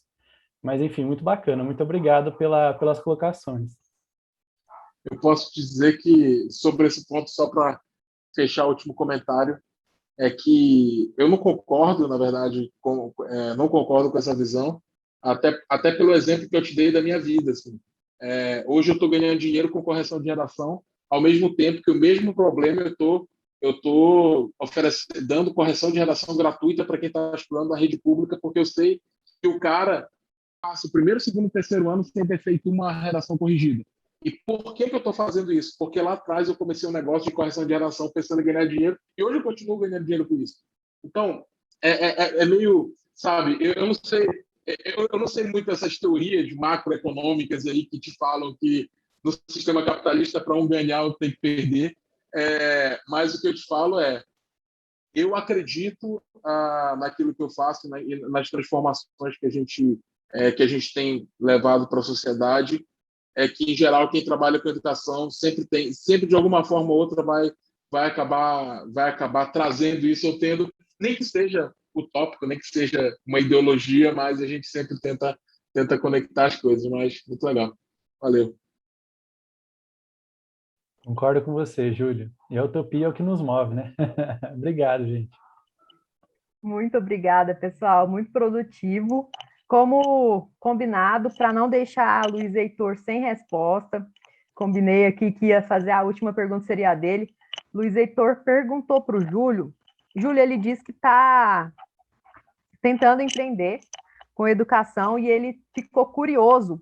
Perguntou se você pode falar um pouco sobre como funciona o financeiro da Imagine, porque ele imagina, pelo que eu vi da pergunta, ele imagina que são muitos corretores em muitas Sim. cidades do Brasil todo? Se é por Uhum. dia, semanal, como é que fica essa questão? Tá. Basicamente é o seguinte, o fato de ter muita... A gente tem um mercado de dois lados, que a gente chama. De um lado, que é o mesmo mercado Uber, é o mesmo mercado de... são negócios que tendem a você ter dois mercados, por exemplo. No mercado do iFood, por exemplo, você tem de um lado aquela pessoa que está oferecendo o serviço, do outro lado a pessoa que está consumindo. Então, de um lado a gente tem o estudante que envia a redação dele, de outro lado a gente tem o professor. Para a gente fazer o que a gente faz hoje, para vocês terem ideia, a gente corrige 70 mil redações por mês hoje. Então, é muita redação, tem dias que a gente chega a bater, dependendo em outubro, isso vai um mês antes do Enem, brasileiro, né? Um mês antes do Enem, o cara tem um plano de 90 redações, ele manda 5 redações no ano e quer mandar as 85 meses antes do Enem, mas enfim. E aí tem um crash de tudo, enfim. Mas a gente só consegue resolver isso com tecnologia. Então, hoje a gente tem, de forma completamente automatizada, o corretor ele tem como se fosse uma espécie de carteira digital dentro da plataforma, onde ele entra na plataforma, ele tem a lista de redações lá, ele entra, corrige uma redação, cada redação que ele corrige vai somando o valor na carteira dele ali, e a qualquer momento que ele quiser, ele pode solicitar o resgate daquele valor, e a gente tem os desafios, obviamente. É engraçado você ter falado também que você estava, Matheus, eu estava lembrando, eu estava tentando lembrar de um aspecto, né, que é exatamente a inteligência artificial. Hoje a gente tem, eu posso falar um pouco desse aspecto também, porque esse é uma das minhas áreas de pesquisa, que é qual que é o impacto que a inteligência artificial vai ter no futuro da sociedade. Então, sim, tem estudos que falam que a gente precisa. O Elon Musk deu uma entrevista esses dias, semana passada, dizendo que ele defende a renda universal, uma renda mínima universal ali, porque daqui a pouco a gente vai ter pessoas que vão estar obsoletas e não vai ter trabalho para elas. E de alguma forma, não é que eu concordo, mas eu entendo que isso pode vir a virar uma realidade. Mas aí, por exemplo, a gente tem de um lado o corretor, que é a pessoa que corrige a redação, e eu não tenho, e hoje eu não tenho uma máquina que entrega uma correção tão perfeita e tão com feedback, de tal forma como o professor consegue entregar. E aí eu vou abdicar de criar uma ferramenta que permita fazer isso em escala, porque eu estou pensando que eu vou tirar o emprego de alguém. Cara, isso naturalmente vai acontecer, mas porque a gente tem estudos aí que já mostram que 85% das profissões que existem hoje em dia não vão existir daqui a 20 anos. E aí você para e pensa, cara, qual que é a saída para isso? Eu não desenvolver, eu não querer evoluir, sendo que o mundo vai evoluir, eu vou ter que ficar para trás, porque socialmente falando isso vai ter um impacto negativo? Para mim, não. Para mim, o que eu penso é como que eu vou reduzir o impacto negativo. Cara, vamos conversar, vamos pensar, vamos produzir reuniões como essa aqui, de tal forma que a gente consiga discutir os impactos desse tipo de tecnologia que a gente está querendo criar e como que isso vai impactar na vida das pessoas no futuro, entendeu? Então, só fazendo uma adenda aí, mas é basicamente isso. A gente tem que usar a tecnologia e a inteligência artificial para poder dar escala para todo esse processo. E hoje a gente está com um projeto, inclusive, na UFG, para poder fazer um controle de qualidade automático. O professor humano ele corrige e a inteligência artificial, por exemplo, faz o controle de qualidade daquela correção, que é algo que manualmente é muito custoso para a gente. Então, basicamente isso. Falei demais, pessoal. Desculpa. Eu não costumo falar tanto assim, não. Muito obrigada, Júlio. Júlio e Vivian, de coração, quero agradecer muito a vocês, sabe? A contribuição de vocês hoje aqui, eu tenho certeza que vai perpetuar, né? Não só para os projetos, né, que estão aqui, mas eu acho que até para projetos futuros. E, Júlio, você sabe que eu sou sua fã, né? É como se fosse um filho meu, dá vontade de puxar a orelha, né? Quantas e quantas vezes a gente falava de planejamento e o Júlio só se esquivando. Mas faz parte. O aprendizado com a experiência, esse aprendizado ele é muito mais forte, né? Porque quando você sofre mesmo, aí tem aquela dor que você realmente incorpora. E Vivian, né? Agora nós somos parceiros, né, Vivian? Então, assim, nossa, cada vez que eu ouço sobre negócios de impacto, eu fico mais assim interessada em saber mais. Cada vez, né? Já vi o vídeo da Vivenda, mas cada vez mais que sabe, você aprende alguma coisa diferente que está passando ali no mesmo vídeo que a gente já viu outras vezes. Então, assim, de coração, queremos mesmo agradecer a vocês, dizer muito obrigado, né, em nome da UFG, professor Gisel, professor Edivar, professora Sandra Mara também, professora Helena. Então, agradecer muito, muito, muito. E, assim, que vocês, né, precisarem de nós também, conte conosco. Estamos sempre aí, estamos à disposição, né? Pessoal, falando agora com vocês, nosso muito obrigada a vocês pela confiança de estar participando conosco dessa Olimpíadas, tá? Então, assim, é um prazer. E essa troca de experiência que vai ter agora nesses 2 dias, né? Amanhã e depois, quinta e sexta-feira, tenho certeza que vai contribuir muito para o aprimoramento das ideias de vocês. Então, um grande abraço.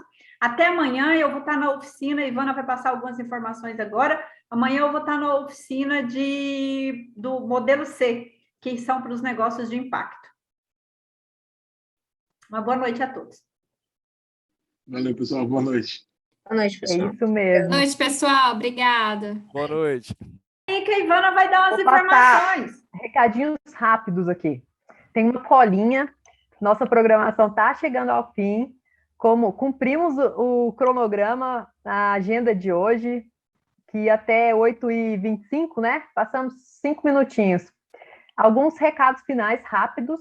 Amanhã, dia 1 de setembro, quinta-feira, das 7 às 9, nós estaremos em salas separadas, em atividades paralelas.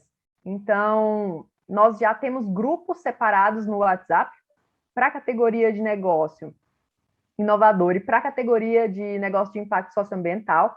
Nesses 2 grupos vão ser divulgados esses links, os respectivos links das respectivas salas, por e-mail também. Então, amanhã, o pessoal, como a Emília disse, da categoria negócio inovador, vai receber a oficina de Canvas e validação, amanhã e depois, sempre das 7 às 9, horário de Brasília, das 19 às 21.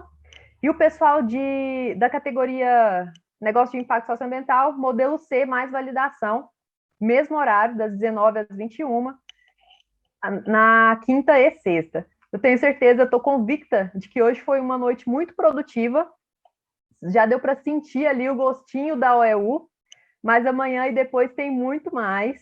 Então, mais uma vez, muito obrigada, Júlia e Vivian, a todos vocês, e a gente aguarda vocês amanhã nas oficinas específicas para cada categoria. A gente continua à disposição por e-mail, nos grupos, por telefone, fiquem à vontade para nos contactar. Eu sei que tem muita gente que ainda quis fazer mais perguntas, eu coloquei ali no chat o contato do Júlio e o contato da Vivian, então procurem por eles, eu tenho certeza que eles vão estar à disposição para continuar trocando ideia com vocês. Muito obrigada, pessoal, até amanhã. Valeu, gente. Até amanhã. Muito obrigado, gente. Boa noite. Obrigada.